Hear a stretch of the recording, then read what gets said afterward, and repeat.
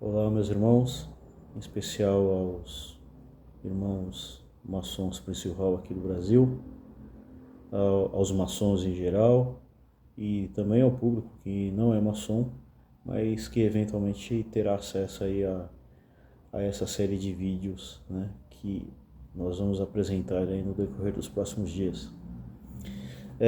A intenção desse vídeo é para contar o nosso lado da história, né? Muito tem sido falado sobre maçonaria Prince Hall nos últimos anos, 2 a 3 anos, né, aqui no Brasil, a partir do momento que houve aí a fundação da Grande Loja Prince Hall São Paulo através da Grande Loja Nacional dos Estados Unidos, PHO, National Compact. E há muita distorção dos conceitos de maçonaria Prince Hall, a história da maçonaria Prince Hall, e acho que é dado um momento da gente realmente partir do nosso ponto de vista, né, do que é a nossa história, como é a formação da história da maçonaria Prince Hall, né, aonde, de onde, de onde partimos e por onde caminhamos e onde iremos, né? Então, a partir de hoje a gente vai começar essa série, né? E eu vou usar como ponto de partida um artigo que foi publicado no ano 2000, chamado Prince Hall Freemasonry and Genealogy. Na verdade eu fiz uns comentários, né, com base nesse artigo, que foi escrito por Joanna Brooks, e lá ela discorre um pouco sobre a figura de Prince Hall, né, e algumas peculiaridades tanto do caráter do Prince Hall como da maçonaria, que foi de fato fundado por ele mais 14 irmãos, né? Então eu lerei algumas partes e a partir dessas leituras eu farei alguns comentários e aí espero ajudá-los, né, a entender um pouco mais dessa tão falada e tão desconhecida maçonaria Prince Hall, né? E eu sou de uma geração de maçons que ouvia sobre maçonaria Prince Hall de uma forma muito caricata, né, nas potências que nós éramos de origem.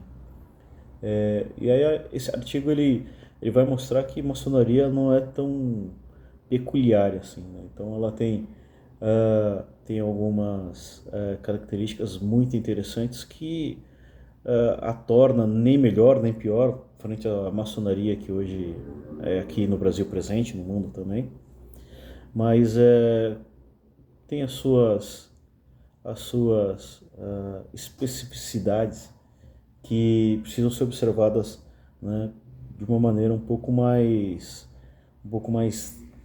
detalhada, né? Então, eu vou começar com a primeira parte, né, desse estudo. Foi um estudo em 6 partes e, e já começa com a parte que ela discorre, né, a Joanna Brooks, né, sobre as dificuldades, né, de traçar a história da maçonaria Prince Hall. E aí partem os meus comentários em cima desse artigo. Então, começando, como no exemplo brasileiro, a autora aponta a dificuldade de traçar as evidências definitivas, notadamente no século XVIII, na forma como o afro-americano entende sua própria história, resultando no cenário em que os negros assumissem o protagonismo. Aqui ela relata, né, ela testifica, melhor dizendo, essa dificuldade de uma compreensão historiográfica precisa sobre a história do negro, né? Em território americano, em África também, e aqui no Brasil o problema também, ele se repete, né? É, porque, primeiro que assim, a história é sempre contada por aqueles que vencem, né? E, e a partir dessa premissa, né, da história contada pelos vencedores, a parte vencida, outra hora vencida, porque não mais, né, porque estamos aqui, a parte vencida ela precisa ter um grau de determinação muito maior para construir a sua própria história, né? E continuando, que a autora cita exemplos de obras como daqueles que ela classifica como nacionalistas negros. Uma das obras é o Tipos de Robert Alexander, Young Manifesto, em 1826, e A Pelocida dos Mestiços do Mundo, de 1829, essas três obras de David Walker. E ela cita um autor que deveria ser lido por muita gente, chamado W.E.B. Du Bois, que observa nesse autor, né, as obras O Conto da Etiópia, O Sombrio Egito e a Esfinge, que afirmava que eram remanescentes egípcios de ideias africanas preservadas pelas tribos dispersas pela diáspora. Então, ela faz essa introdução da construção história e intelectual do negro, e ela cita esses autores como figuras-chave para a construção da história negra, né? Bom, continuando, não diferenciariam as dificuldades da historiografia em traçar com precisão o surgimento e consolidação da maçonaria Prince Hall. A gente tem que sempre deixar ficar muito claro. Existe a maçonaria, que a gente chama de maçonaria mainstream ou maçonaria caucasiana. Existe a maçonaria Prince Hall. Então é importante a gente ter isso daí sempre em mente, para que a gente classifique não de maneira a tornar separada da maçonaria dita geral, né, ou caucasiana, ou mainstream, mas é para evidenciar a linhagem maçônica, porque a linhagem da maçonaria Prince Hall, ela tem uma característica própria, né? Ela tem uma história própria, uma história que ela é muito bem catalogada, a despeito de algumas falhas, né, na construção histórica disso daí, mas uma maçonaria que ela tem uma linhagem muito bem definida, e a partir desse ponto de vista é importante que a gente entenda em considerar a maçonaria Prince Hall como um elemento a ser observado. Então, quando me perguntam, você é maçom? Sim, sou maçom, mas a minha frase seguinte é maçom Prince Hall, para evidenciar a minha linhagem maçônica, que hoje ela é toda, toda dedicada à maçonaria Prince Hall, né?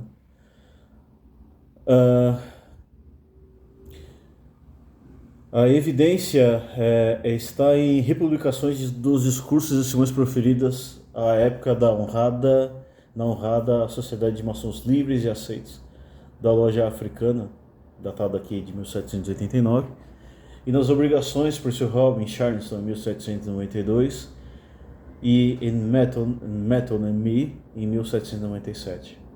Aí continuando. Quando da fundação da Loja Africana Prince Hall em 1780 em Boston, ele convidou o famoso pregador metodista John Marrant para ser o capelão. Aqui vale uma observação, que é prática da maçonaria com linhagem anglo-saxônica, dar vez ao cargo de capelão. Isso é muito mais no passado, no presente talvez nem tanto, mas dá vez a alguém, um membro, né, um irmão, que seja ligado à igreja. Então, um pastor, um reverendo, ou alguém que ocupa um alto cargo numa igreja. Então, essa é a figura do capelão. Então, originalmente, ela teria que ser ocupada por um sacerdote. E é por isso que ele tem como sua principal função proferir as orações, né, nas cerimônias, né.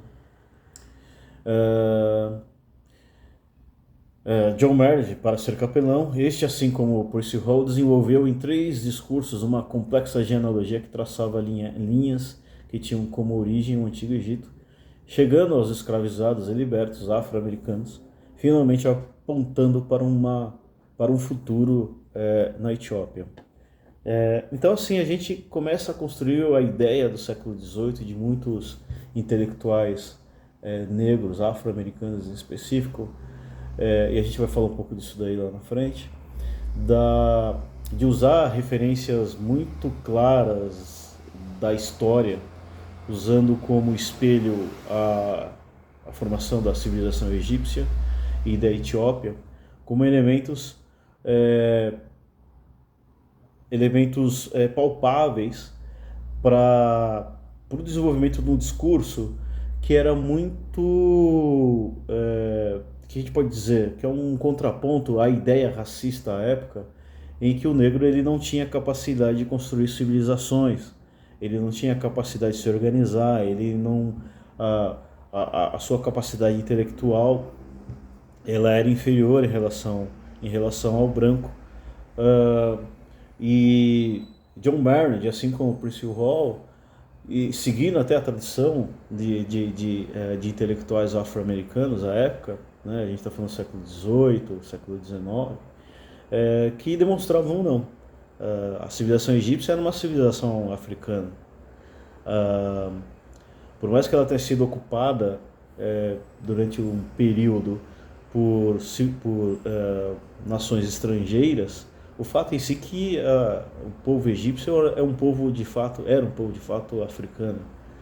E a Etiópia, né, séculos depois, né, ela era um reino com uma história de independência, enquanto a África toda estava sendo quase toda tomada por colônias estrangeiras. Então, eles partiam da premissa do Egito, né, e chegavam à Etiópia como o estado ideal, né, como um espelho, né, de uma civilização ideal. Então, essa forma de pensar também chegou à visão de John Merritt, assim como de Percy Hall. A despeito de não indicar com precisão histórica, esses 3 discursos têm importância a construção primeva do entendimento da história intelectual negra, sendo que os sermões de Merritt e as obrigações de Hall, né, as obrigações de Percy Hall, em inglês seria Charges, pode ser algo assim, revelam um nascedouro misticismo americano daquilo que ela define, a autora, né, define como o desenvolvimento do etiopismo. Então, era uma visão muito calcada na Etiópia, o seu desenvolvimento histórico, a sua consolidação enquanto Império Etíope, o seu reino que chegou ao século XVIII, século XIX, como uma civilização ideal para a formação, né, a formação do negro, né, enquanto uma nação ideal. O que não significa que era uma visão monarquista desses intelectuais. Não é nada disso. Mas é uma visão do estado ideal, né? E o estado ideal palpável, já que existia a Etiópia como uma evidência contemporânea à época, né? Para Percy Hall, provavelmente impactado por sua experiência pós-iniciação na maçonaria em 1775, e conforme registrado em suas obrigações, era possível fazer paralelos que resvalavam no hermetismo, egiptologia, cabala e nos pensamentos iluministas. As pesquisas e escritos de Hall, embora baseados no misticismo vernacular, desafiaram uma contranarrativa clássica baseada no empirismo.